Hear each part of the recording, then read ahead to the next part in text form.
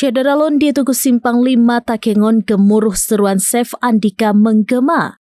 Masa aksi yang mengatasnamakan diri sebagai masyarakat Aceh Tengah Peduli Keadilan menyuarakan kegelisahan mereka terhadap proses hukum yang tengah berjalan. Teriakan, kecemasan dan amarah berpadu dalam aksi tersebut.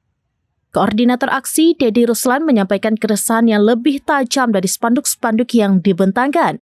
Ia menilai perkara yang menjerat Sandika dan rekan-rekannya telah menimbulkan keguncangan sosial di tengah masyarakat.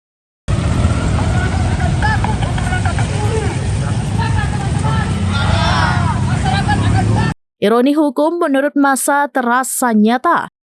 Sandika CS kini duduk sebagai terdakwa, sementara pihak yang mereka tangkap dalam kasus pencurian justru berstatus korban dalam berkas perkara lain. Di balik tuntutan jaksa dan pasal-pasal undang-undang yang diterapkan, massa melihat adanya kecemasan sosial yang menganga lebar. Mereka khawatir jika Sandika CS benar-benar dijatuhi hukuman penjara, maka pesan yang sampai ke masyarakat adalah larangan untuk peduli. Ketakutan tersebut, kata dia, bukan isapan jempol. Di kampung-kampung, hukum sering terasa jauh, sementara ancaman pencurian justru sangat dekat. Selama ini warga menjadi pagar terakhir dalam menjaga keamanan lingkungan. Namun pagar itu kini dinilai mulai retak. Menurut Dedi, aksi tersebut tidak akan berhenti di depan pengadilan. Massa juga membawa tuntutan hingga ke pusat kekuasaan negara. Salah satu tuntutan utama adalah pengkajian ulang perkara Sandika dan 3 rekannya. Massa menilai penegakan hukum yang mengabaikan rasa keadilan sosial hanya akan melahirkan ketakutan baru di tengah masyarakat. Kepada warga Aceh Tengah, khususnya masyarakat Wihni Bakong, Dedi menegaskan bahwa putusan hakim nantinya bukan sekedar menyangkut 4 nama terdakwa, melainkan menyangkut masa depan keberanian warga dalam menjaga lingkungannya. Diketahui perkara ini telah disidangkan sebanyak 10 kali di Pengadilan Negeri Takengon. Kasus tersebut terdaftar dengan nomor 130-Pit-Sus-2025-PN-TKN sejak Kamis 20 November 2025. Putusan dijadwalkan dibacakan pada Rabu 4 Februari 2026. Para terdakwa yakni Sandika Mahbengi, Mukhlis Apandi, Maulidan, dan Al-Huda Hidayat didakwa melakukan tindak pidana kekerasan terhadap anak sebagaimana pasal 36C Junto pasal 80 ayat 1 Undang-Undang Nomor 35 Tahun 2014 tentang Perlindungan Anak.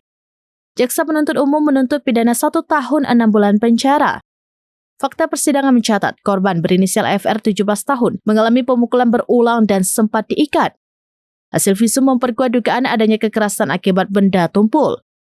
Upaya penyelesaian secara damai telah ditempuh namun tidak mencapai kesepakatan. Meski korban diketahui berstatus terpidana dalam kasus pencurian, fakta tersebut tidak membenarkan tindakan kekerasan terlebih terhadap anak di bawah umur.